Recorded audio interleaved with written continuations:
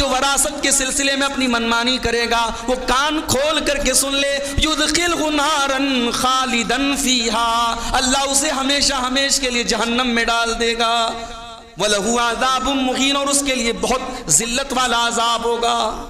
जब ये अल्लाह की शरीयत है तो इसके अहकाम, इसके कवानीन, इसके रूल्स एंड रेगुलेशंस सब अल्लाह की तरफ से। और इस्लामी शरीयत के उन्हीं उसूलों और उन्हीं कानूनों में से कानून है मीरास का कानून। एक इंसान के मरने के बाद वो जो भी छोड़ के जाए, माल की शक्ल में, प्रॉपर्टी की शक्ल में, कपड़े की शक्ल में, कैश की शक्ल में, उसके तमाम के तमाम तरका को किस तरीके से तकसीम किया जाए, कौन वारिस होगा कौन नहीं होगा, किसको कितना मिलेगा और किसको कुछ नहीं मिलेगा, इसी डिटेल को शरीयत में इल्म मीरास कहा जाता है। और आपको एक बात बताऊं मैं, हमारे यहां शरई मसाइल में बहुत इख्तिलाफ होता है।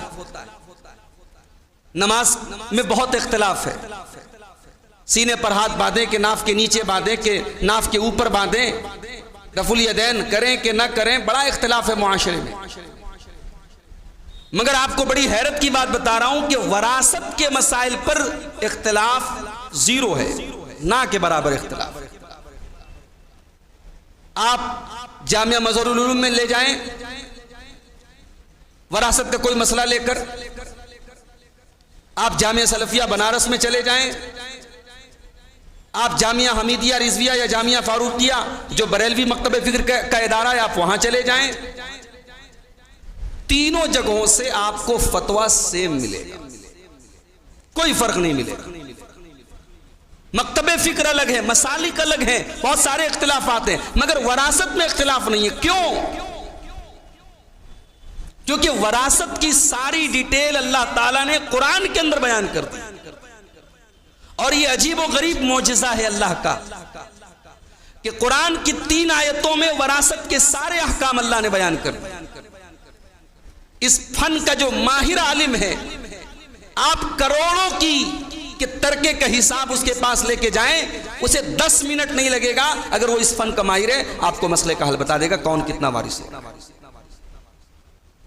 तो पहली बात तो आप इसको समझें कि इस्लाम का निजाम वरासत बड़ा मजबूत, बड़ा स्ट्रांग है। ये कोई ऐसा नहीं कि किताब में लिखा है उस पर अमल नहीं हो सकता है, वो प्रैक्टिकल है भाई। हम अमल नहीं करते, ये हमारी कोताही है। वरना अल्लाह ने जो कानून बनाया है वो 100% प्रैक्टिकेबल है, उस पर हम अमल कर सकते हैं। और वरासत के जो ये कवानीन है ना, ये कोई ऑप्शनल नहीं है कि तुम्हारी मर्जी अमल करो, तुम्हारी मर्जी मत करो। ये ऑब्लिगेटरी है, ये कंपलसरी है, ये लाजमी है, ये अनिवार्य है। भाई अल्लाह ताला वरासत के मसले को बयान करके कह देता कि तुम्हारी चॉइस है, तुम चाहो तो अमल करो। अल्लाह ने ये नहीं कहा। अल्लाह ने वरासत के मसाइल को जहां बयान किया, उसकी स्टार्टिंग में अल्लाह ने कहा यूसीकुमुल्लाहु फी औलादिकुम, अल्लाह ताला तुम्हें वसीयत कर रहा है। वसीयत का लफ्ज़ शरीयत में जब बहुत मजबूती के साथ कोई बात किसी से कही जाए, किसी को कोई हुक्म दिया जाए, किसी पर कोई चीज नाफिज की जाए, उसको शरीयत में वसीयत कहा जाता है। यह अल्लाह की वसीयत है।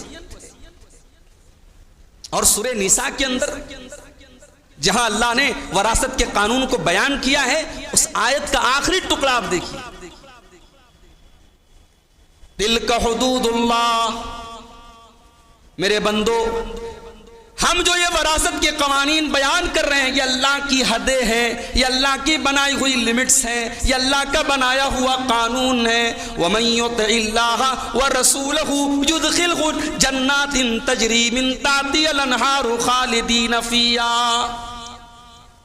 और जो अल्लाह की इताअत करते हुए, उसके रसूल की इताअत करते हुए शरीयत के इन सारे कवानीन को मानेगा, अल्लाह उसे अपनी जन्नतों में दाखिल करेगा, अल्लाह उसे जन्नत में हमेशा हमेशा के लिए दाखिल करेगा। वज़ालिकल फौज़ुल अज़ीम, ये बहुत बड़ी कामयाबी है। वमन यासिल्लाह व रसूलहू व यतअद्दा हुदूदहू, लेकिन जो इसका उलट करेगा, जो अल्लाह की नाफरमानी करेगा, उसके रसूल की नाफरमानी करेगा, जो अल्लाह के कानून को तोड़ेगा, जो वरासत के सिलसिले में अपनी मनमानी करेगा, वो कान खोल करके सुन ले, युदखिलहु नारन खालिदन फीहा, अल्लाह उसे हमेशा हमेशा के लिए जहन्नम में डाल देगा। वलहु अज़ाबुम मुहीन, और उसके लिए बहुत जिल्लत वाला अजाब होगा। यह है अल्लाह का बयान है। तो वरासत के ये कवानीन मेरे भाइयों, आज हमारे समाज में हो क्या रहा है? हम वरासत के मसाइल पर अमल करते हैं। कब करते हैं? जहां हमें लग रहा हो कि यहां हमें मिलेगा, यहां हमारा फायदा है, और जहां ये लग रहा हो कि यहां हमें नहीं मिलेगा, वहाँ हम कोर्ट जाते हैं, कचेरी जाते हैं, पंचायतों में जाते हैं, सरदार साहब को बुलाते हैं, फलाने को बुलाते हैं, डिमाके को बुलाते हैं, वहाँ शरीयत भूल जाते हैं हम। इससे बड़ा डबल स्टैंडर्ड क्या होगा? इससे बड़ा धोखा क्या होगा? इससे बड़ा फरेब क्या होगा कि हमने शरीयत को अपनी कठपुतली बना के रखा है। हमारा फायदा है तो शरीयत की दुहाई देंगे। भाई, बाप की जिंदगी में बेटा मर गया, अब शरीयत का कानून तो है ना कि बाप की जिंदगी में अगर बेटा मर गया और बाप बाद में मरा, तो शरीयत का एक कानून होता है कि जो सबसे करीबी रिश्तेदार होता है वो वारिस होता है। अगर बेटा जिंदा है तो पोता वारिस नहीं होगा, अगर भाई जिंदा है तो भतीजा वारिस नहीं होगा। ये शरीयत का कानून है। अब जिस चचा ने जिंदगी में कभी शरीयत पर अमल नहीं किया है ना, वो यहां शरीयत पर अमल करे। अपने भतीजे को जायदाद से महरूम करने के लिए वो शरीयत का सहारा लेगा। साहब, तेरा कुछ नहीं बनता है, तेरा बाप तो मर गया। अभी मैं इस पर बहस करूंगा, लेकिन ये हमारा हाल है मेरे भाइयों। ये बहुत बड़ा गुनाह है, ये अल्लाह की शरीयत से बगावत है कि हम अपनी मर्जी के मुताबिक दीन इस्तेमाल करें। जहां हमारी मर्जी हो, जहां हमारा फायदा हो, वहां हम शरीयत पर अमल करें, और जहां हमें यह लग रहा हो कि यहां हमारा फायदा नहीं हो रहा है, वहां हम कोर्ट कचहरी में चले जाएं और शरीयत को किनारे रखें। ये यहूद और नसारा का तरीका है। अफतुमिनून बिबादिल किताबि व तकफुरून बिबाजिन, ऐ यहूदियों, तुम अपनी किताब के तौरात के बाज़ हिस्से पर ईमान रखते हो और बाज़ हिस्से पर ईमान नहीं रखते हो। ऐ यहूदियों, इसकी तुम्हें बहुत बड़ी सज़ा मिलेगी। दुनिया में भी ज़िल्लत और रुसवाई की सज़ा मिलेगी और आखिरत में जहन्नम मिलेगी। ये अल्लाह ने यहूदियों के बारे में कहा। जब क्राइम सेम है, जुर्म सेम है, वही जुर्म मुसलमान करेगा तो क्या मुसलमान दूध का धुला है? मुसलमान को सजा नहीं मिलेगी? मुसलमान जलील नहीं होगा? जलील हो रहा है क्योंकि इसने शरीयत को अपनी मर्जी के मुताबिक इस्तेमाल करना शुरू किया। कुरान करीम के 30वें पारे में एक सूरत है, सूरह तत्फीफ, सूरह मुतफ्फिफीन। मुतफ्फिफीन का मतलब क्या होता है? नाप तौल में कमी करने वाले। जरा उन आयतों को पढ़िए तो। वैलुल लिल मुतफ्फिफीन अल्लज़ीना इज़ा क़ालू अलन नासी यस्तौफून व इज़ा कालूहुम औ वज़नूहुम युक्सिरून। बर्बादी है, जहन्नम है, वैल है नाप तौल में कमी करने वालों के लिए। जब वो सामान लोगों से खरीदते हैं और सामान लोगों से लेते हैं तो पूरा पूरा तौल करके लेते हैं, और जब सामान तौल करके देने का नंबर आता है तो वो डंडी मारते हैं। युक्सिरून, वो नाप तौल में कमी करते हैं। अल्लाह ने फरमाया, अला यज़ुन्नु उलाइका अन्नहुम मबऊसून, क्या ये नहीं सोचते कि एक दिन को मर करके अल्लाह के पास जाना है, अल्लाह को हिसाब देना है। यौम यक़ूमुन नासु लिरब्बिल आलमीन, जिस दिन सारे के सारे लोग अल्लाह की बारगाह में खड़े होंगे। आज इस जमीन के टुकड़े के लिए इंसान अपने ईमान को बेच देता है मेरे भाई। मालूम है कि मेरा हक यहाँ नहीं बन रहा है, मगर उस हक को जबरदस्ती लेने के लिए कोर्ट कचहरी चला जा। तेरे पास दौलत है, तेरे पास पैसा है, तू अच्छा वकील खरीद लेगा, तू दौलत खर्च करके उस जमीन पर नाजायज कब्जा कर लेगा, अल्लाह को क्या जवाब देगा? अल्लाह के रसूल फरमाते हैं, बुखारी और मुस्लिम की रिवायत, कभी कभी ऐसा होता है, अल्लाह के नबी कहते हैं, मैं इंसान हूं, मुझसे कभी कभी फैसला करने में चूक हो सकती है।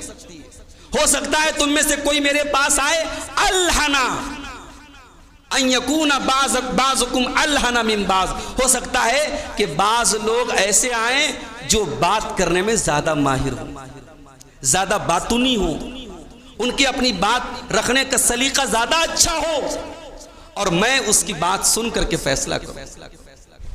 ऐ मेरे साहबा, फमन क़ज़ैतु लहू बिहक़्क़ि अख़ी, अगर किसी की बात सुन करके मैंने फैसला कर दिया और वो जमीन, वो जायदाद, वो माल उसका नहीं था, उसके भाई का था, उसने नाजायज तरीके से हासिल किया है, ऐ मेरे साहबा कान खोल करके सुन लो, फमन क़ज़ैतु लहू बिहक़्क़ि अख़ी फ़इन्नमा अक़्तउ लहू क़ितातम मिनन नार, मैं उसको जमीन का टुकड़ा नहीं दे रहा हूं, मैं उसको जहन्नम का टुकड़ा दे रहा हूं, मैं जहन्नम में जमीन का टुकड़ा उसको दे रहा हूं। दुनिया में 2-4 बिस्सा 2-4 बीघा आपने बना लिया, मगर वो जहन्नम के अंदर अगर आपको जगह दिला रहा है मेरे भाई, तो ये तो बहुत घाटे का सौदा है। तो ये पहली चीज कि वरासत के कवानीन को हम अपने हिसाब से इस्तेमाल करें। बीवी से कहते तेरे बाप का हिस्सा मुझे कब मिलेगा, अपनी बहन को, अपनी बेटी को हिस्सा नहीं दे रहे। ससुराल से हमें मिल जाए, इस पर हमारी नजरें हैं, हमारी बहन को हमने दिया कि नहीं, हमारी बेटी को हमने दिया कि नहीं, इस पर हमारी नजर नहीं जाती। देने का मेयार और है, लेने का मेयार और है, ये नहीं होना चाहिए।